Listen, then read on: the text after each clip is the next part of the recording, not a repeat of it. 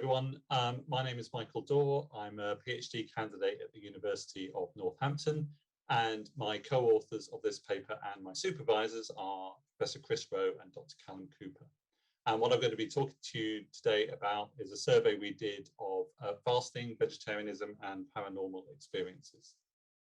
So I'm going to start out with a little bit of background, previous research that's been done around food and psi, and then talk about the survey we did. So the questions we asked, the participants we asked them of, how we approached our data analysis, and of course the main findings that we found, and then finishing up with a bit of discussion and what we do next. So do dietary practices support spiritual and psi development? Well, it seems to be that a number of spiritual and religious traditions, there is this association. So shamans fast apparently and are able to control the weather, perform healing. Yogis who are strict vegetarians are said to exhibit telepathy and other forms of psi. And there's been a number of authors who made a link between fasting and vegetarianism and said that that was important for spiritual and psychic development, including Rudolf Steiner and Gabriel Cousens that I've noted there, but many others too. In terms of research into this kind of area, it's been very limited. In fact, I think all that we know of is really on this slide. So J.B. Ryan did a little bit of exploratory work on the effects on psi from stimulants and sedatives, so particularly caffeine and alcohol, but it really was quite a couple of just quite small studies.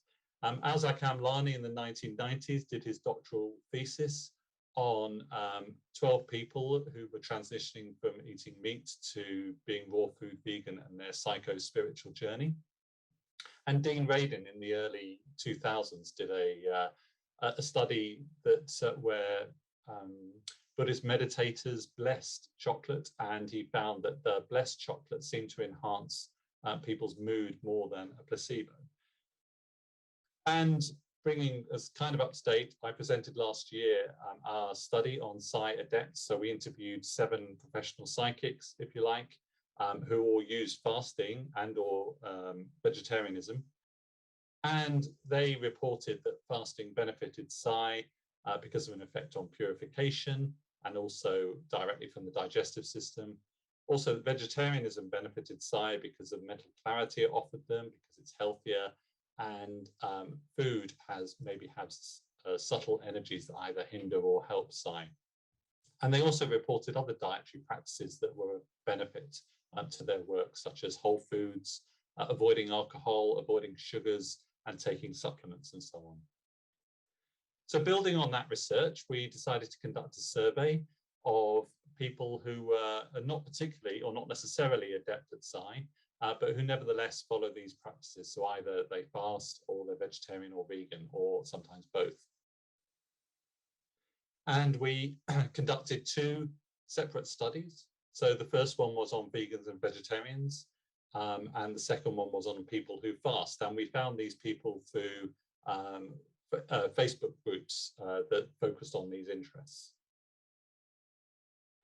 And we asked them questions about their dietary choices, about their fasting, about their paranormal experiences and abilities, and some sort of standard demographic questions, all hosted on JISC online surveys.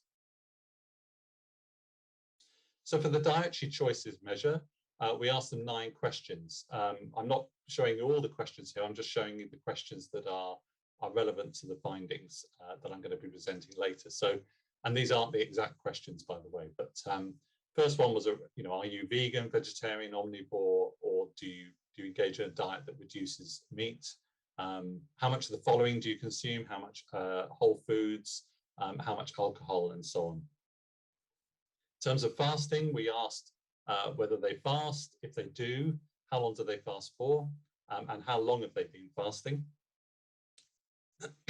And we also asked them about their paranormal experiences and abilities. So we used the anomalous experiences inventory that's been used by a number of other research studies, such as the ones shown below. So research on, for example, sleep patterns and psi, mirror gazing and psi, and hypnotic susceptibility and psi. And this inventory covers items, including ones related to telepathy, precognition, psychokinesis, survival after death, mystical experiences, and what you might call high strangeness. So items related to UFOs, witches and elves and similar. And we used two subscales from this inventory. So the first one we used was the experience subscale. This is kind of what you might call sort of passive paranormal experiences. So it consists of 28 questions or 28 items. For example, I seem to become aware of events before they happen. I know what others are feeling or thinking without them telling me, and I've seen a ghost. And what we did was we added up the number of yes responses to these items. So, and that was their experience score. So if they didn't say yes to any of them, they had a score of 0. If they said yes to all of them, they had a score of 28, and so on in between. We also use the ability subscale.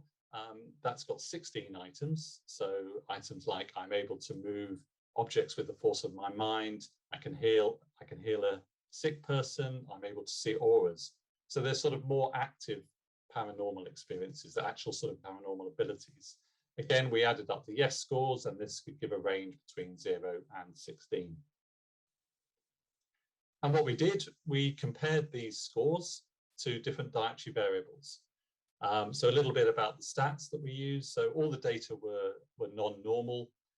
So we applied non-parametric tests. And the thing with non-parametric tests is they either use medians or mean ranks, but these are not always that kind of easy, intuitive to understand from a presentation. You need a bit more context. So I'm also going to be presenting the means in this presentation, and also going to be presenting the p-values that we found. So highlighting green if it was highly significant, yellow if it was significant, and no highlight at all if there was no significant relationship.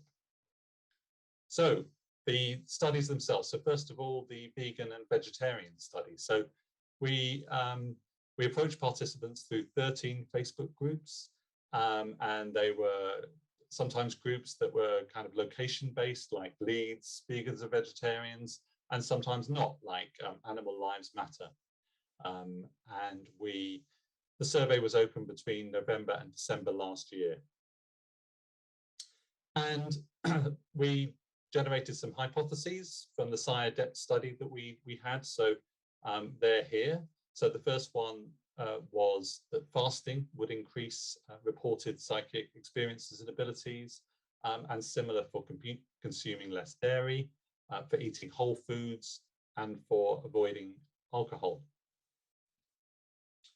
So the sample itself was just over 800 responses, just over 800 valid responses, mean age of 40, about 80% female, also 80% British, and around 2/3 of them either had a degree or a postgraduate degree. So the actual findings. So the first hypothesis, that fasting increases psi experiences. So we asked them whether they currently engage in fasting, and those that did engage in fasting, as you can see, reported a higher experience score, so more paranormal experiences than those who didn't engage in fasting. In terms of the means, the fasters had a score of just over 9, the non-fasters almost 7, and that was a highly significant result. Similarly, with psi abilities, the ability score was higher for those who engage in fasting, just over 3 for those who fast, just over 1.5 for those who don't fast. Again, a highly significant result. The second hypothesis for this study was that consuming less dairy would result in more psychic experiences. And whilst vegans did have a higher experience score than vegetarians, this was not significant. However, for psi abilities, the vegans again had a higher ability score at just over 2, and vegetarians just under 1.5, and this time it was a significant result. Moving on to whole foods, so we asked them how much whole foods they had as part of their diet. So we asked them how often do they eat whole foods. People could respond always, most of the time, some of the time, or not at all. And we found that indeed those who had more whole foods reported higher amounts of paranormal experiences than those who had less. It's a highly significant result, and there was also a highly significant correlation between these two factors. Similarly, with psychic abilities, again, those who ate more whole foods reported in general higher number of psychic abilities than those who had less whole foods. Again, highly significant result, and again, a highly significant correlation. So alcohol, those who we asked them how much alcohol they consumed and divided them into two groups, really, those who drank alcohol and those who avoided it entirely. And we found that those who didn't have alcohol at all had a higher experience score than those who did consume alcohol to a significant degree. And the same with psychic abilities as well. So although the medians are actually the same, you can see a difference there with a difference in the means, where those who were avoiding alcohol had a score of just over 2, and those who had some alcohol just over 1.5. Again, a significant result. So that was the vegans and vegetarian sample. Now I'm going to talk about the fasting sample. So again, we approached 13 Facebook groups, posted the survey on 13 Facebook groups. This time they weren't really based around regions or areas. They were really based around different kinds of fasting. So there was a Facebook group for water-only fasting, intermittent fasting, and dry fasting, which is fasting without food or liquid. So kind of hardcore, if you like. We asked them the same questions. It was the same survey, except it seemed to make sense to present the questions about fasting first. Again, it was open the same time period between November and December last year. This time, the hypotheses were that consuming less meat would increase psychic experiences and abilities. And we also set a couple of exploratory questions. Does the length of people, how long they fast, does that affect psi? And how about how long they've been fasting? Does that affect psi too? The sample this time was much smaller, probably reflecting the fact that there were fewer active members of those Facebook groups. The mean age was just under 50. Again, it was 80% female. This time it was a bit more international. It was just under a third British, about a quarter North American, and the rest from the rest of the world. But again, just over 2/3 either had a degree or a postgraduate degree. So in terms of the first hypothesis, does consuming less meat increase paranormal experiences? Well, we found that it appeared to be an association there, that those who are vegan or vegetarian had a higher average score than either meat reducers, so those who had less meat in their diet, than omnivores.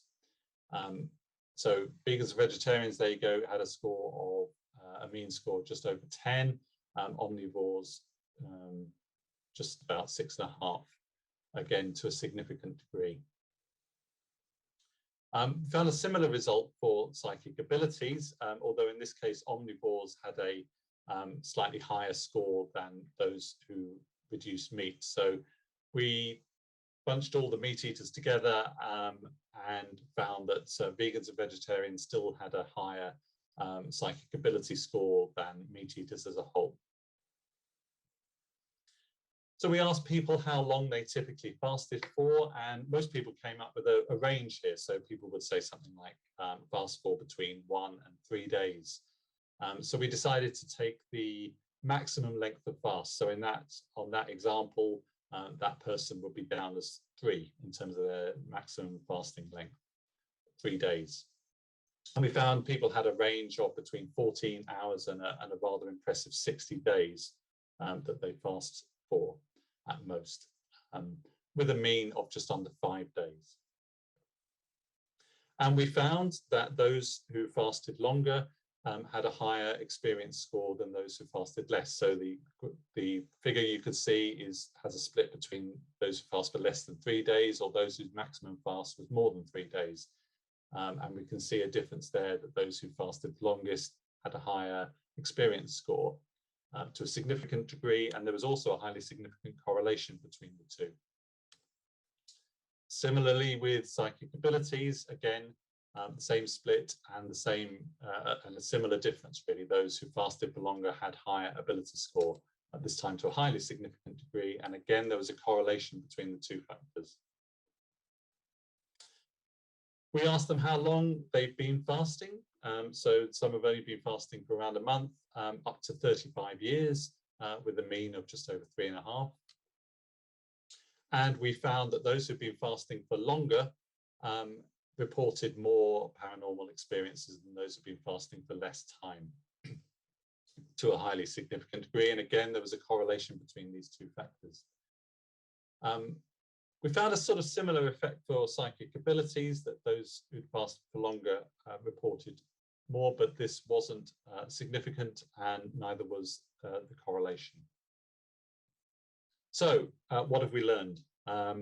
This is a summary of hypotheses, and you can see that in terms of the hypotheses that I presented today, that they were all confirmed. So people who fast, those who fasted in our samples reported more psychic abilities and experiences than those who didn't. Those who ate less meat and dairy both reported more psychic abilities and experiences across both samples. Those who ate more whole foods reported more in the vegan vegetarian sample. In terms of avoiding alcohol, that was across both samples. And in terms of the fasting sample, we found that those who fasted for longer, those reported more abilities and experiences, and also those who've been fasting for longer. So on the surface, these findings seem to suggest that there might be an association between diet and paranormal experiences and abilities. However, it's important to point out some limitations and caveats to that conclusion.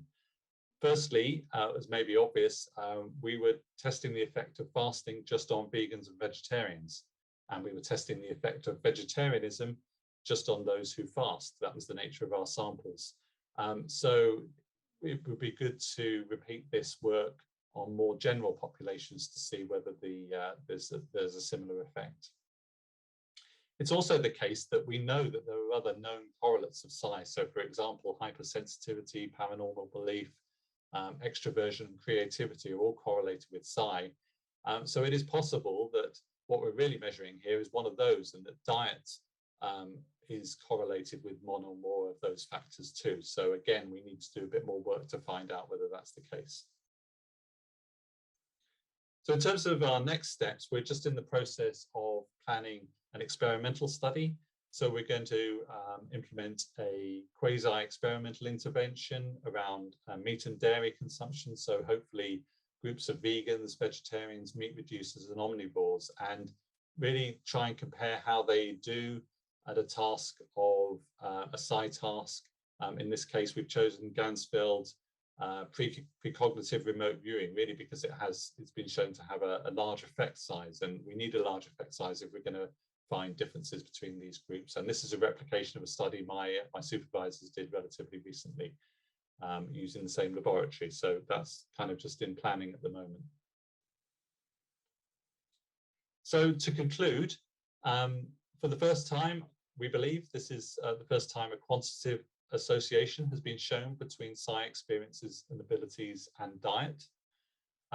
If it's borne out in further studies, and they're shown to be an effect here, it could help improve performance and consistency in psi tasks, and it could also provide insights into theories of psi. This is a bibliography. I'm not expecting you to read that, but if anyone's interested in some of the references I've given, then feel free to either have a look or contact me and let me know. And just to finish off, thank you for your attention. Also, thank you to our fasting and vegan and vegetarian participants, and of course to the Parapsychology Association for giving us the opportunity to present the results today. Please do get in contact with me directly if you want to discuss this more. And of course, there's be an opportunity to ask questions and discuss this further at this conference. So thanks very much for your attention.